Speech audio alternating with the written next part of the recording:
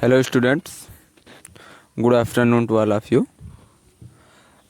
जैसा कि आप सभी लोग लाइफ प्रोसेस यानी कि जैव पराक्रम में वाहन यानी सर्कुलेशन जो टॉपिक था, परिसंचरण तंत्र, ह्यूमन हार्ट और मानव में वाहन यानी ट्रांसपोर्टेशन इन ह्यूमन, ये सारे टॉपिक्स हम लोगों ने इसके पहले के वीडियो में कवर कर चुके हैं। अब जो है हम लोग आज पढ़ेंगे कि पौधों में जो परिवहन होता है वो किस प्रकार से होता है, अर्थात यानी ट्रांसपोर्टेशन इन प्लांट्स।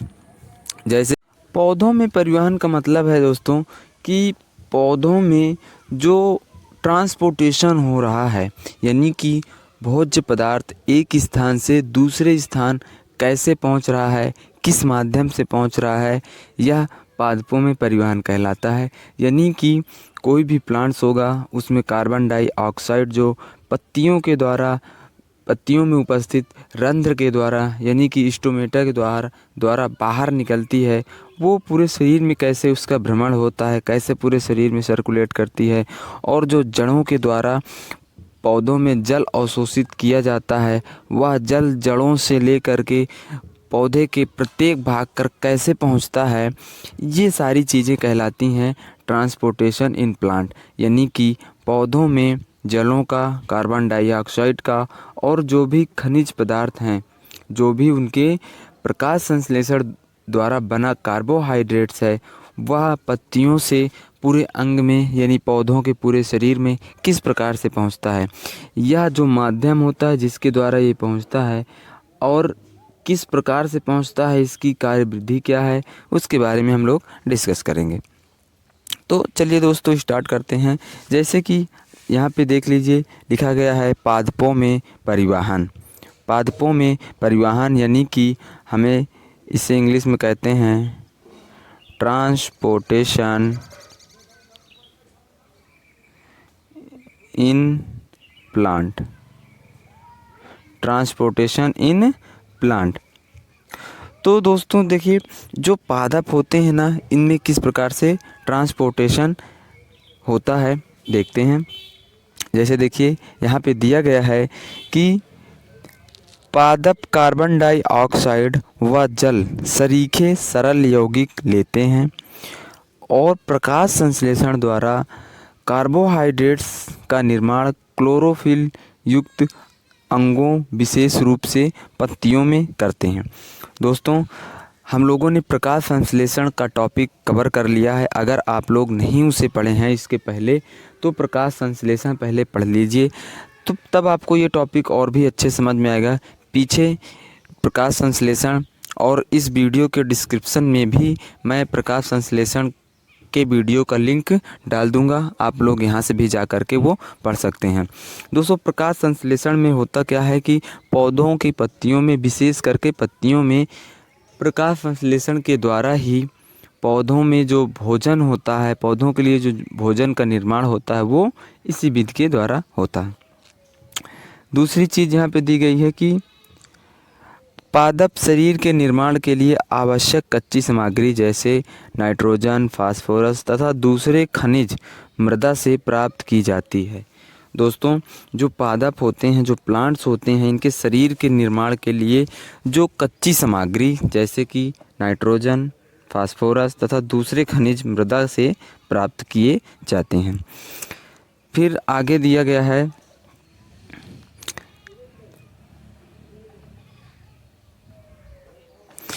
इन पदार्थों का अवशोषण जनों द्वारा किया जाता है। दोस्तों इन पदार्थों का अवशोषण यहाँ पे जनों नहीं, जड़ों के द्वारा किया जाता है।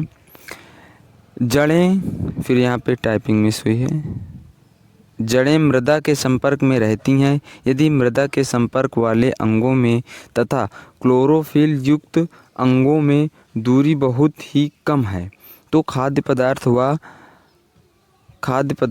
व आपकी जो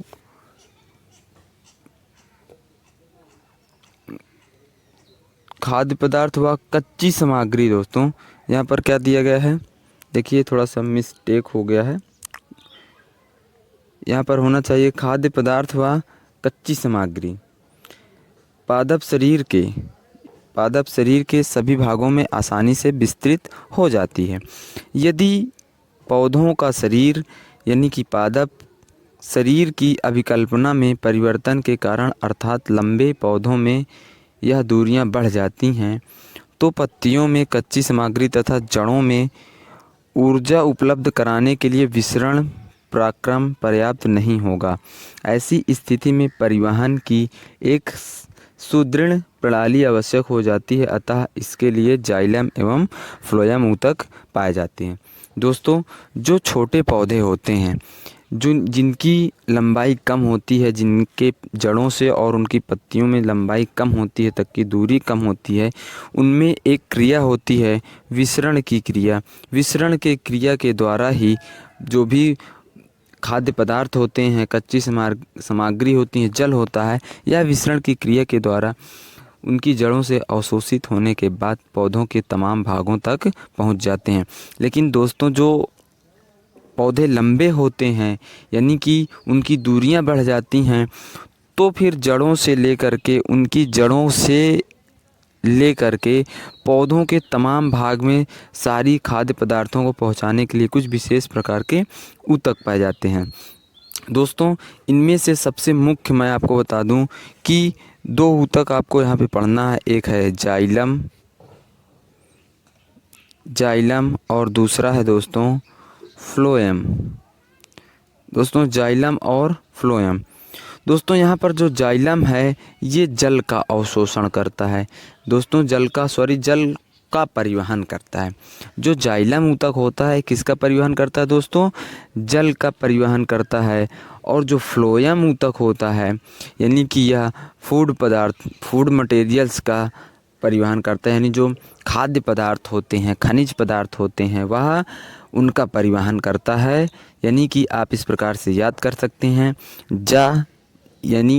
जाइलम यानी कि जल। देखिए, जल और जाइलम दोनों मैच कर रहे हैं। जाइलम यानी जल का परिवहन, फ्लोएम यानी फूड का परिवहन। पहला जो इनका वर्ड है, ये पहला जो अक्षर है, ये मैच कर रहा है। देखिए, फ्लोएम यानी फूड मटेरियल्स, जाइलम यानी जल।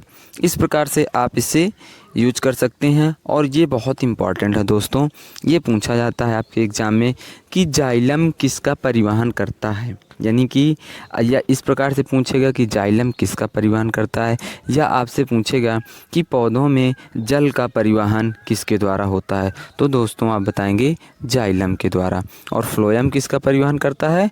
फूड मटेरियल्स का। जो फूड मटेरियल्स होते हैं उनका परिवहन करता है दोस्तों जाइलम। ठीक है, अब आगे देखते हैं हम लोग।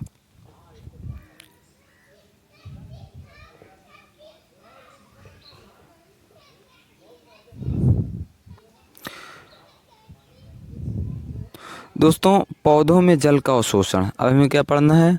कौन सा टॉपिक? पौधों में जल का अवशोषण। दोस्तों, जो पौधों में जल का अवशोषण होता है वह जड़ों के द्वारा होता है। जो पौधों में जल का अवशोषण होता है दोस्तों, यह किसके द्वारा होता है? जड़ों के द्वारा होता है। इसके फलस्वरूप पौधों में जल जड़ों से होकर उनके पूरे शरीर में विस्तृत हो जाता है। दोस्तों, यहाँ पे लिखा भी गया है, पौधों में जल का अवशोषण जड़ों के द्वारा होता है। इसके फलस्वरूप पौधों में जल जड़ों से होकर उनके पूरे शरीर में विस्तृत हो जाता है। फिर आगे दिया गया है, जड़ों के द्वारा जल का अवशोषण करने के बाद जल कॉर्टेक्स में पहुंचता है और इसके बाद जाइलम ऊतक की सहायता से यह पौधे के पूरे शरीर में पहुंचता है।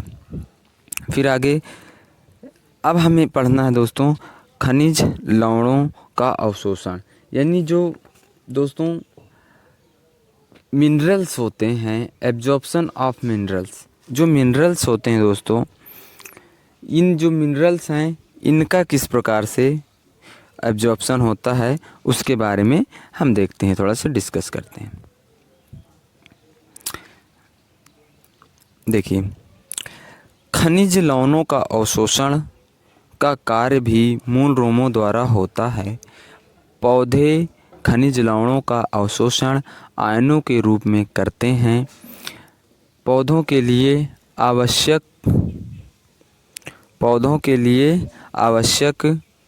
तत्व जैसे पोटेशियम,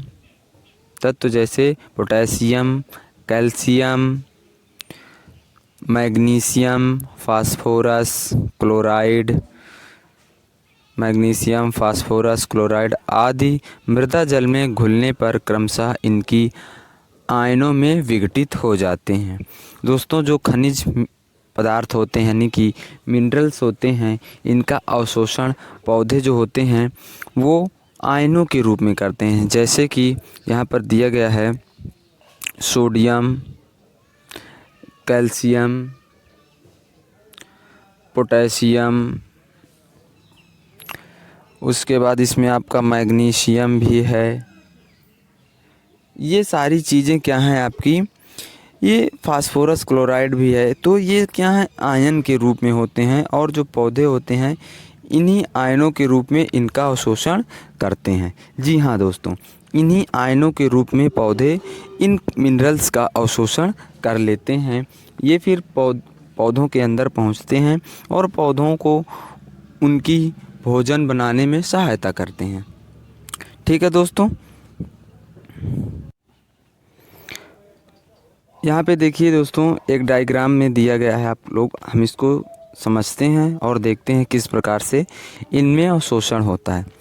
दोस्तों, ये यहाँ पर इनकी जड़ें होती हैं, पौधों की ये जड़ें होती हैं और जड़ों से ही पौधों में जो आपका जल है इसका भी अवशोषण होता है।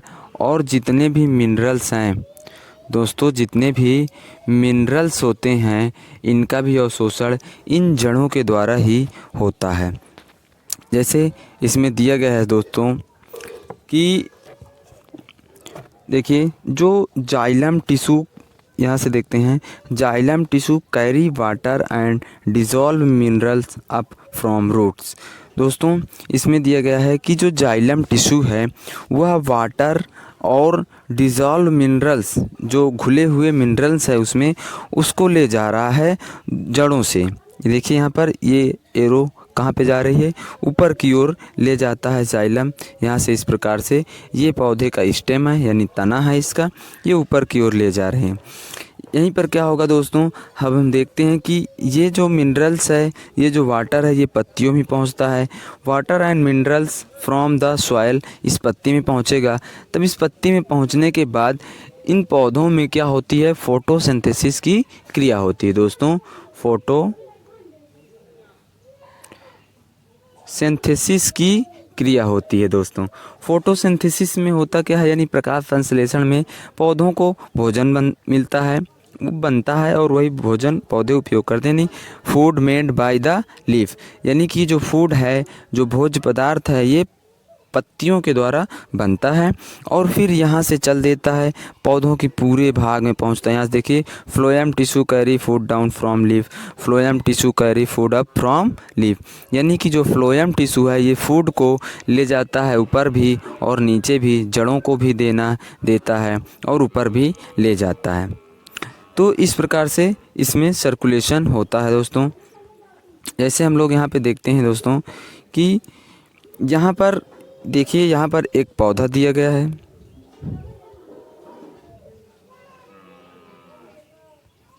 दोस्तों, यहाँ पर एक पौधा दिया गया है। अब इस पौधे में क्या है दोस्तों, इस पौधे में देखते हैं ये इनकी जड़ें हैं और जड़ों में देखता है कि ये जो साइड्स में इसमें कुछ मूल रोम्स होते हैं, यानी जिन्हें हम रूट्स हेयर्स बोलते हैं। रूट्स हेयर्स यानी मूल रोम्स होते हैं जिनके द्वारा पौधे अवशोषण करते हैं। ये देखिए दोस्तों, यहाँ पर इस डायग्राम में हम लोग थोड़ा इसे जूम करके देखते हैं।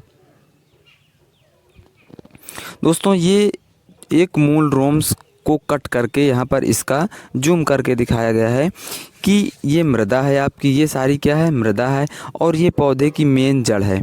ये पौधे की क्या है, मेन जड़ है। दोस्तों, ये मेन जड़ है और इस मेन जड़ से जो मेन रूट्स होती है, इससे इस प्रकार से कुछ छोटी छोटी पतली नुमा संरचनाएं निकली होती हैं। इन्हें मूल रोम कहा जाता है। दोस्तों, क्या कहा जाता है, मूल रोम कहा जाता है, यानी कि जो रूट्स हेयर्स होते हैं, इंग्लिश में कहते हैं रूट्स हेयर।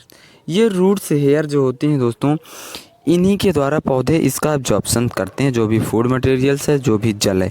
ये देखिए दोस्तों, यहाँ दिखाया गया है, इन मूल रोम्स के द्वारा ही पौधे जल का अवशोषण करते हैं, और ये जो खनिज पदार्थ दिख रहे हैं इनका भी अवशोषण करते हैं, और करके इनके तने में पहुँचाते हैं, जहाँ पर जाइलम और फ्लोएम ऊतक उपस्थित होते हैं, और ये इसका परिवहन करते हैं दोस्तों। किसका?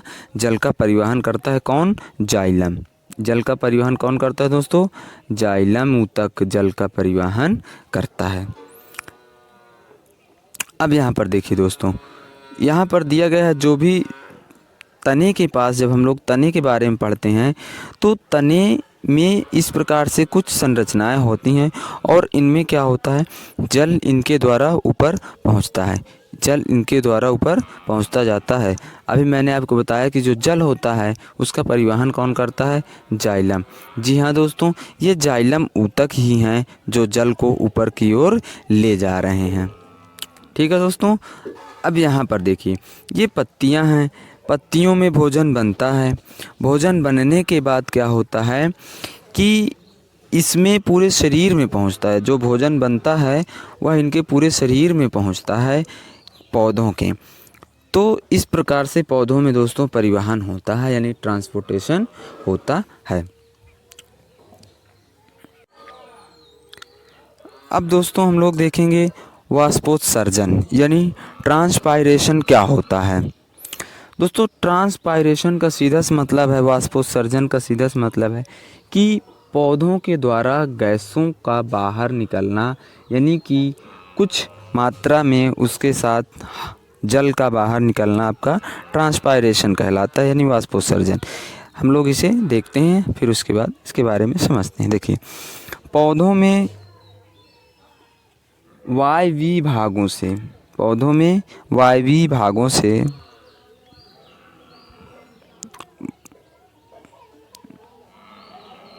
वायवीय भागों से वाष्प के रूप में होने वाली हानि को वाष्पोत्सर्जन कहते हैं।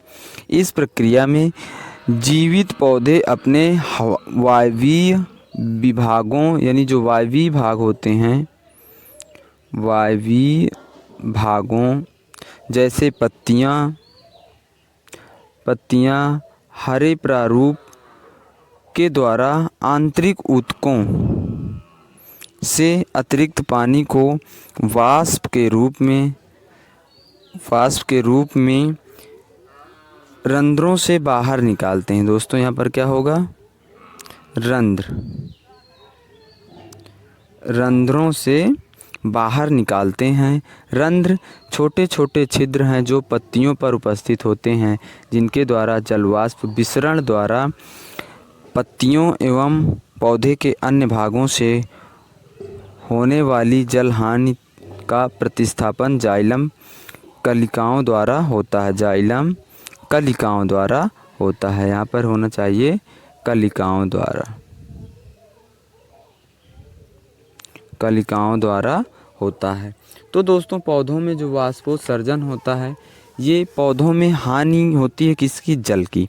और दोस्तों ये पौधों में जो हानि जल की होती है, ये वाष्प के रूप में होती है, इसे ही वाष्पोत्सर्जन कहते हैं। और वाष्पोत्सर्जन is the most important topic of point of view wear exam, यानी कि हम कह सकते हैं कि जो वाष्पोत्सर्जन है ये बहुत ही महत्वपूर्ण टॉपिक है हमारे एग्ज़ाम के पॉइंट ऑफ व्यू से।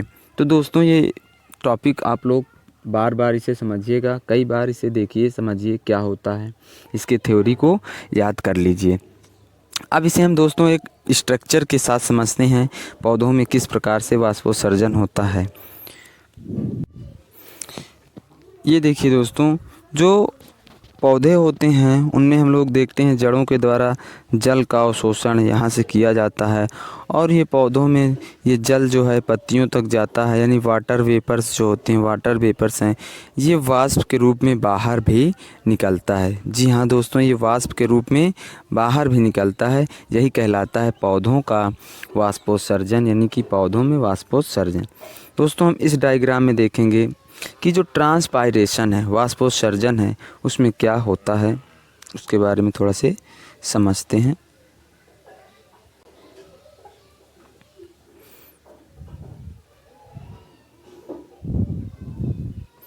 दोस्तों ये जो ट्रांसपायरेशन है, इसमें जैसे देखिए प्रकाश पड़ता है कहाँ पे, पत्तियों पर। प्रकाश कहाँ पे पड़ता है, पत्तियों पर।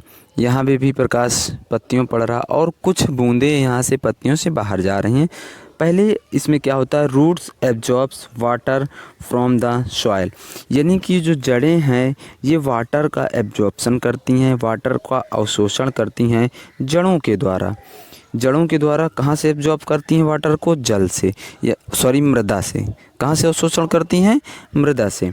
अब दूसरा स्टेप इसका होता है the stem draw the water up, यानी कि जो स्टेम होता है, जो तना होता है, ये वाटर को ऊपर की अनयूज्ड वाटर होता है जिसका हम प्रयोग नहीं कर सकते, वह इवेपरेट्स के द्वारा, जो ट्रांसपायरेशन है, वाष्पोत्सर्जन है, इसके द्वारा लीफ की पत्तियों के द्वारा, यानी लीफ सरफेस से जो पौधों की सतह होती है, पत्तियों की जो सतह होती है, उसके द्वारा ये बाहर निकल जाता है। यही क्रिया क्या कहलाती है दोस्तों, ट्रांसपायरेशन।